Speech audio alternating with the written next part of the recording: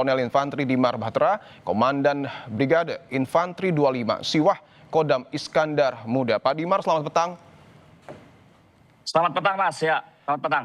Pak Dimar, mungkin bisa disampaikan proses pembersihan sejauh ini sudah seperti apa? Sudah berapa banyak kayu yang kemudian dibersihkan? Baik, terima kasih, Mas. Jadi kita dari Kodam Iskandar Muda sudah khususnya di titik Masjid Pondok Pesantren Darul Mukhlisin ini kurang lebih sudah sekitar 5 hari. Jadi di tahap awal kemarin kita pembersihan masjid. Masjid sekarang 95% sudah oke, lumpur semuanya ketebalan kemarin 60 cm sudah semuanya dibersihkan. Dan sudah bisa digunakan untuk beribadah dan beraktivitas dari teman-teman yang masih bekerja di sini. Demikian. Oke, alhamdulillah masjid sudah 95% membaik ya Pak, karena saya juga sempat ke sana dan memang tebal sekali lumpur yang ada di sana.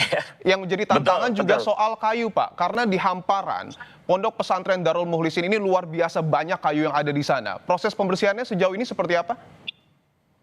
Baik, terima kasih. Jadi ini kita dari 3 hari yang lalu sudah mendapatkan perkuatan full bantuan alat berat dari seluruh pihak dalam koordinasi terkoordinir oleh BNPB.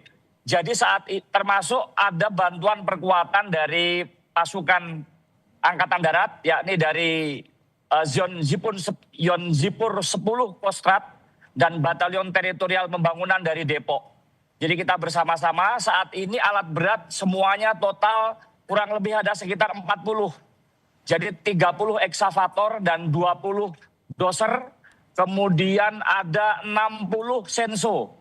Jadi kita bersama-sama dengan seluruh pihak, TNI, kemudian ada BPJN, kemudian ada BNPB tentunya, rekan-rekan dari kepolisian dan seluruh termasuk Kementerian Kehutanan, pemerintah daerah tingkat 1 dan 2, semuanya kolaborasi termasuk dengan relawan untuk membersihkan kayu. Ya, demikian. Oke, ada 40 alat berat yang digunakan. Untuk proses pembersihan kayu ini Pak, kayunya dibawa kemana?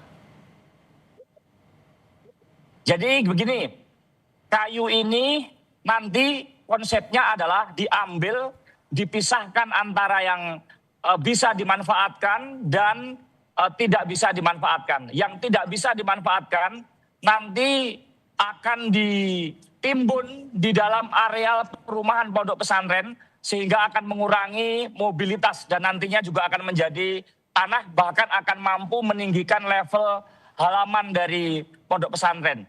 Kemudian yang bisa dipakai nanti akan dikelola oleh pemerintah daerah dan kementerian atau dinas sosial, nantinya akan dimanfaatkan untuk hunian masyarakat yang saat ini terdampak, nanti akan menjadi bagian untuk membantu masyarakat baik dalam konsep mandiri, hunian sementara sampai dengan hunian tetap. Demikian. Untuk estimasi waktunya Pak, karena sekali lagi bahwa hamparan kayu itu begitu banyak, begitu luas, estimasi mungkin target selesainya untuk pembersihan kayu ini sampai kapan? Baik, untuk di titik Pondok Pesantren Darul Mukhlisin ini kurang lebih 1 minggu. Ini untuk kayu yang bersifat kayu besar dan bisa dikelola, termasuk yang sampah-sampah kecil ini kurang lebih dalam 1 minggu ke depan, insya Allah bisa dibersihkan.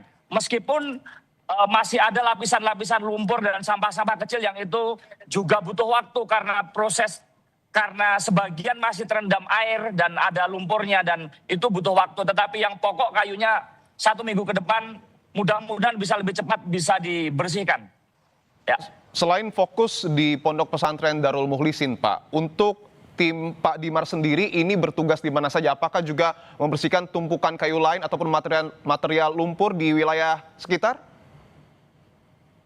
Begini, jadi saya perwakilan dari Kodam Iskandar Muda yang diperintahkan oleh Pangdam untuk menghandle titik pokok yang berada di Kabupaten Tamiang. Jadi pekerjaan kita holistik menyangkut seluruh aspek dan sektor yang berada di Kabupaten Aceh Tamiang. Dari mulai menghidupkan dan aktivasi sektor-sektor publik, PLN, Telkom, akses jalan, RSUD, kemudian termasuk Puskesmas, itu menjadi agenda kita dan yang di tahap awal yang cukup krusial di 1 minggu awal adalah dorongan logistik kepada masyarakat kita yang dia terdampak. Karena di 1 minggu awal setelah terbuka akses komunikasi, bantuan logistik itu kurang lebih 1 minggu Ya. untuk distribusi sampai dengan titik paling jauh. Oke, Ya. bahwa fasilitas umum alhamdulillah sudah dibersihkan, kemudian juga pondok pesantren sudah dibersihkan. Yang jadi tantangan adalah Sudah. rumah warga.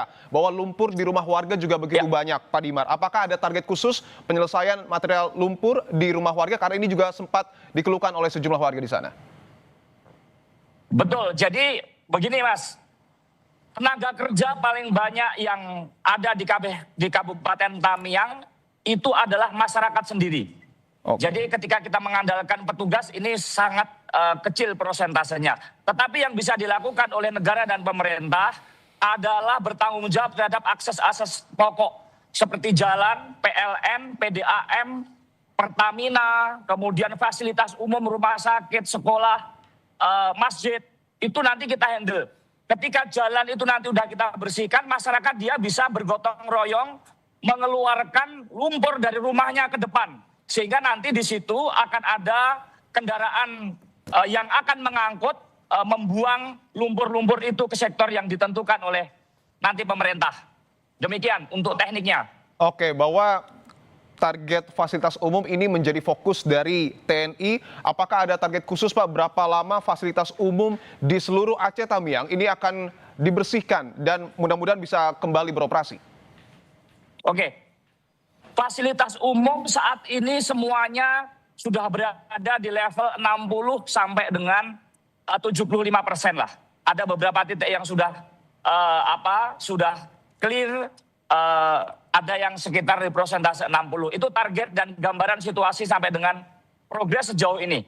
Kalau fasilitas umum ya, fasilitas umum seperti kantor bupati, kemudian jalan, rumah sakit, kurang lebih 60 sampai dengan 80%.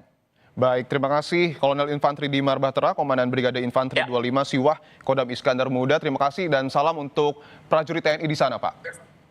Terima kasih. Mohon doanya.